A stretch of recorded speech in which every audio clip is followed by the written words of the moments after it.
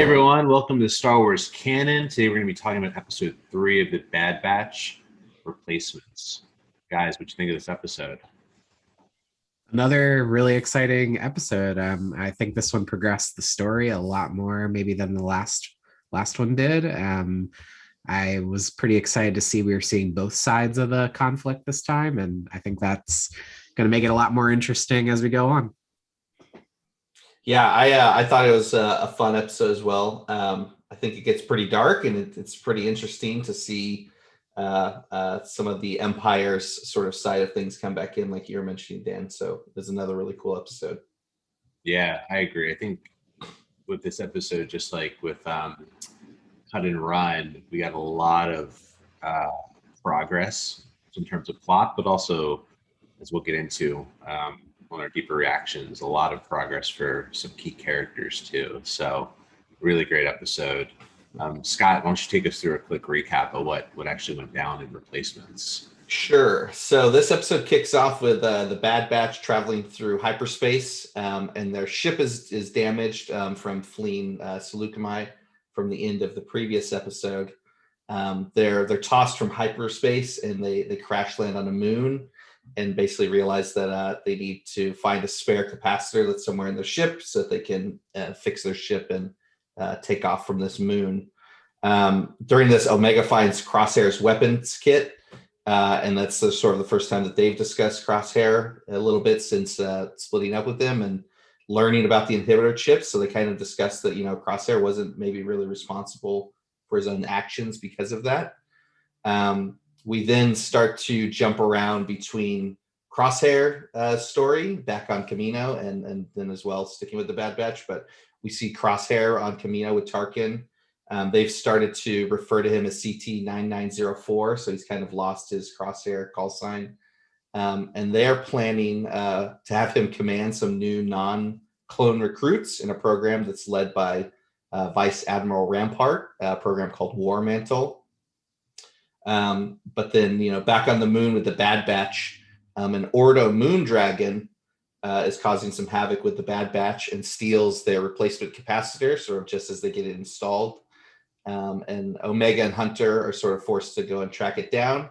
But Hunter is unfortunately knocked out, and Omega decides to take it upon herself to hunt the dragon on her own to retrieve the capacitor. And is able to sort of figure out what the dragon was hunting. That was kind of looking for sort of maybe a food source via energy, and is able to retrieve the capacitor without having to kill the dragon.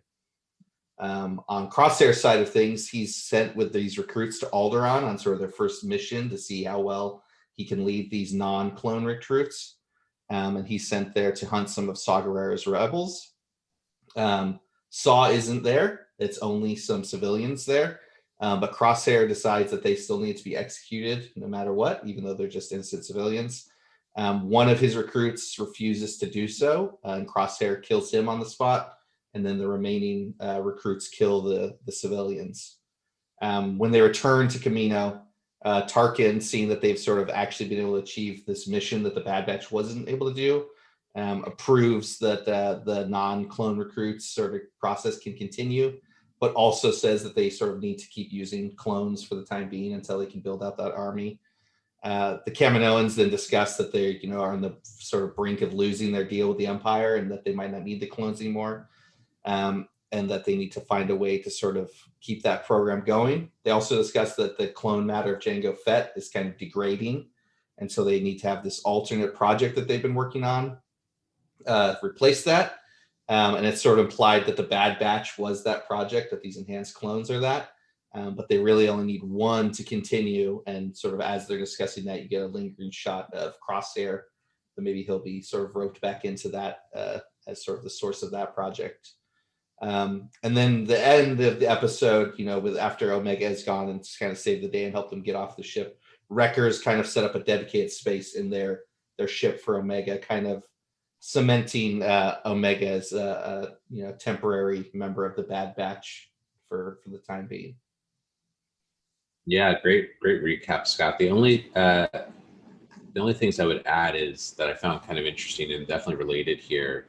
We kind of started the episode learning that tech is working on building out this device to help them kind of, I guess, determine how functional the inhibitor chips still are, which is going to be interesting to see how that kind of carries forward. And then we also see Wrecker having these intense headaches, which I think we have to assume that's also related to that, due to the inhibitor chip. So really curious if, as we go on, we'll eventually see them have to go through a similar procedure that Rex went through to have their inhibitor chips kind of taken out. But I think biggest takeaway of this episode is, we clearly got some insight into where the season is going in terms of kind of the end game here, which will be, I think, to have the Canonians kind of retrieve one of the Bad Batch. I'm thinking it's Omega because she seems to be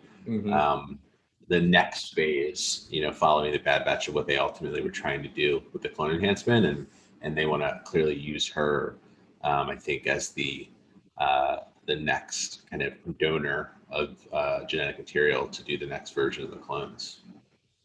Yeah, this was a big episode for the story, and a big episode to tie into what we've speculated about the Mandalorian, maybe, and Rise of Skywalker, and all the use cases of cloning throughout it. I mean, the Kaminoans' plan is to retain their contracts. Actually, it sounds like now, like we were not sure what the dark plan was, but the dark plan is make more money.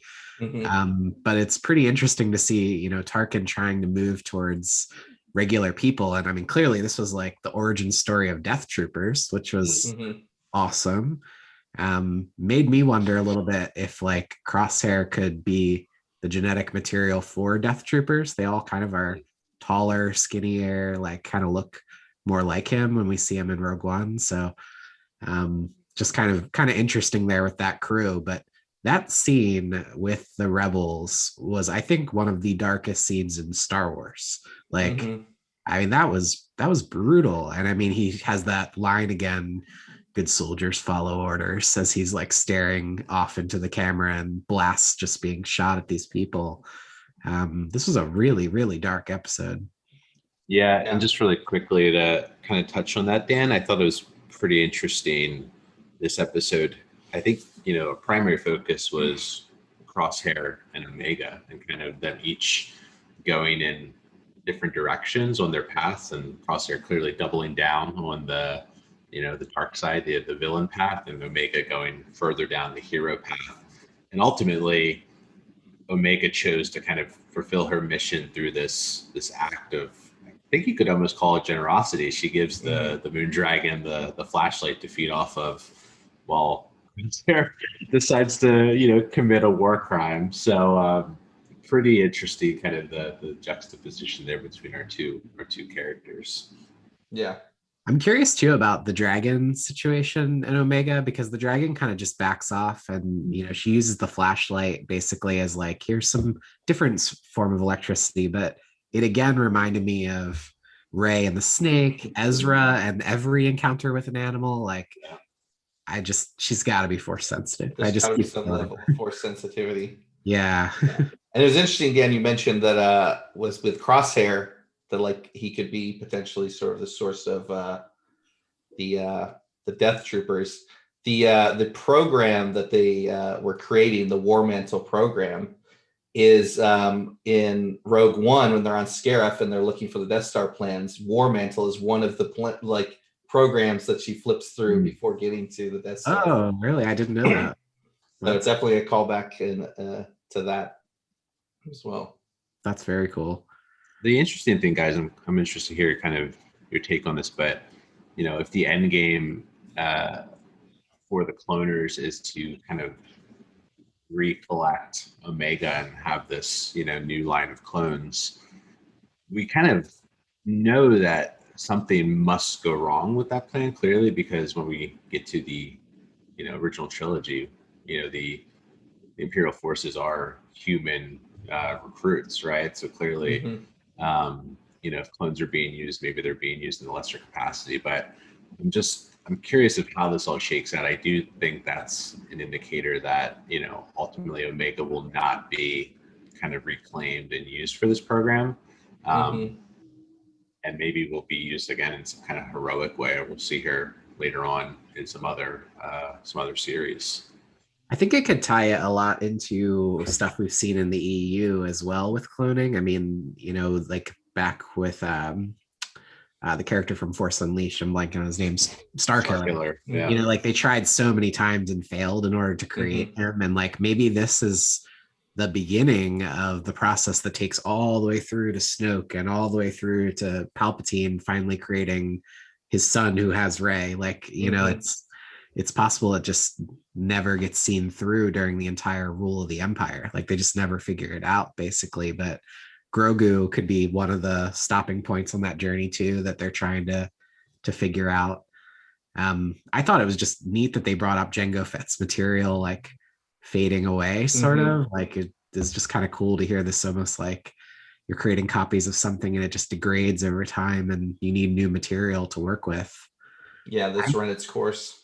Yeah, and you just again wonder like, well, did they use some other material for Omega? Like, do they have a Jedi potentially held captive or something that they're pulling from? Interesting.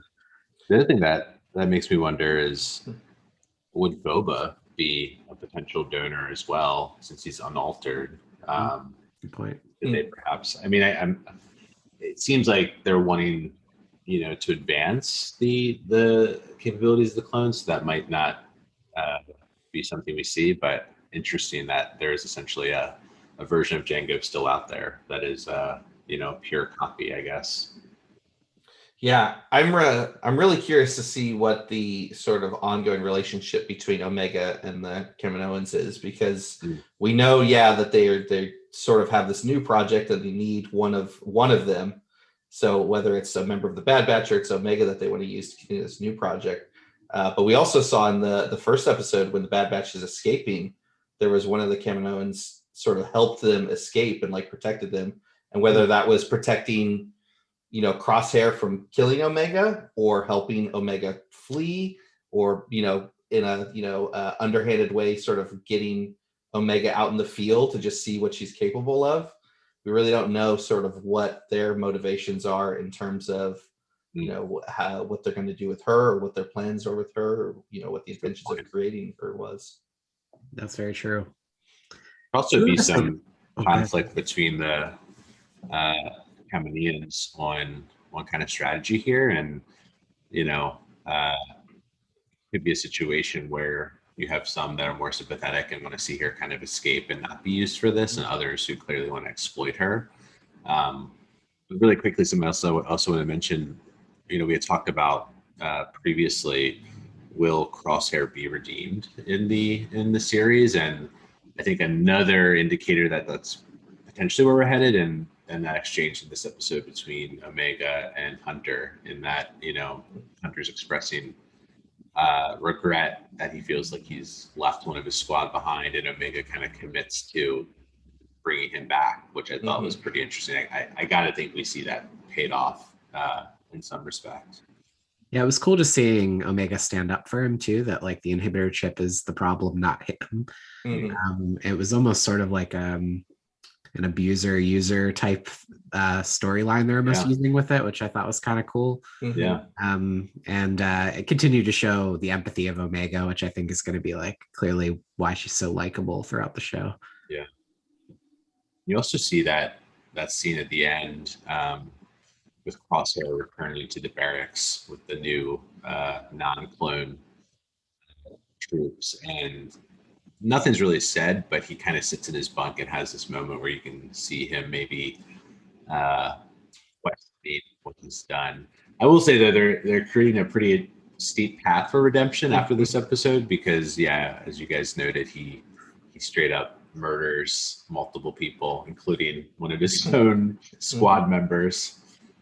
I think he's the Winter Soldier, like again, with, like, the style, like even starting him in the like tube and coming out of it, like just reminded me of it again. And so like if we can find a way to turn the Winter Soldier into the White Wolf, like maybe we can do the same for Crosshair, remove the CT-9904 from his title.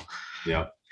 That was, I think that was interesting that as soon as he sort of appeared in the episode, they were immediately addressing that he is CT-9904, no longer Crosshair. And they seem to be continuously putting him through the amplification of the inhibitor chip. We saw him in, I think, the first scene he was in this episode. He's in that, MRI looking machine. So it's as if they're kind of having to continuously reboost his evil tendencies, I guess. Just to throw out one kind of weird speculation thing, but Tarkin negotiating essentially in front of the Kaminoans that he's going to just move on from clones is a pretty brazen move considering their entire army is clones. So it's making me wonder who controls those chips and how, because it could be a very interesting story if at some point the Kaminoans try to turn them on the Empire. And maybe that's why there's no clones left. I like that. And maybe there is like a new order to kill the clones from the conscripted soldiers or something. Like there's got to be some sort of way where it turns off the clone army. Yeah, I really like that theory, Dan, because one of the things I walked away with thinking in this episode is clearly demonstrated that clones are a better option, not only for their kind of training and fighting ability, but also the ability to control them, right? Like human recruits are always going to have that that kind of independence that the clones won't have. So there has to be something.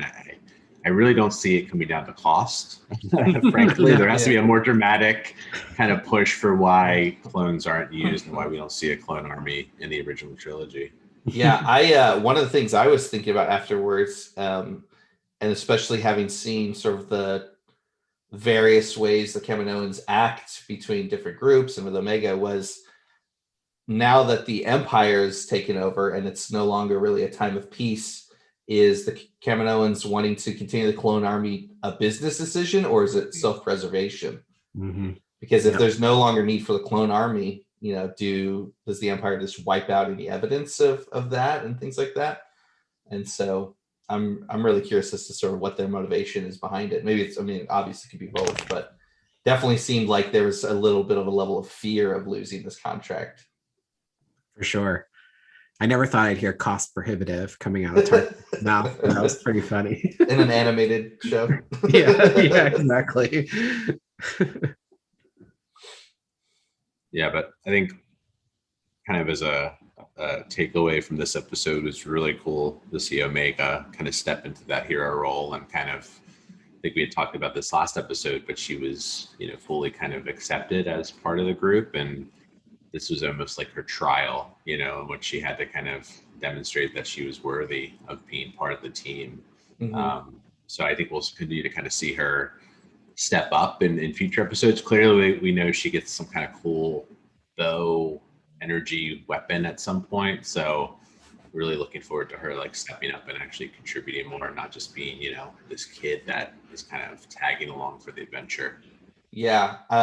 What do you mention that you can see just her level of empathy, with the dragon? I think it was you, Josh, that I've been wondering that after these first few episodes, if maybe that's sort of her unique ability, or like sort of what makes her different between, the regular clones, is that she's enhanced to sort of have this little more empathy and be a little more human while having, been trained from the ground up to be a soldier. That's cool. To basically have a little more critical thinking, if maybe that's sort of what makes her unique. Yeah, it's really interesting. I think it's a little more like, I guess, gender stereotypical that they did that with like a female trooper, but it would resonate, I think, with most people, in a lot of ways. Yeah, 100%. Sure. One last hot take is that I hope that we can get these respirator masks they have for masks. They're pretty sweet looking. Like I really liked them. Yeah, definitely a lot of shades of Empire Strikes Back in this episode too, with them being stranded on the moon. Definitely. And an energy sucking creature. It was cool to see the moon dragons, but I feel like they could have used Minox as well, kind of similar. Definitely. There. Well, great discussion, guys, and everyone watching. Thanks for checking out Star Wars Canon this week. As always, we'll continue to release videos ongoing as new Bad Batch episodes come out. So make sure you like and subscribe. Have a great week, you Milkers.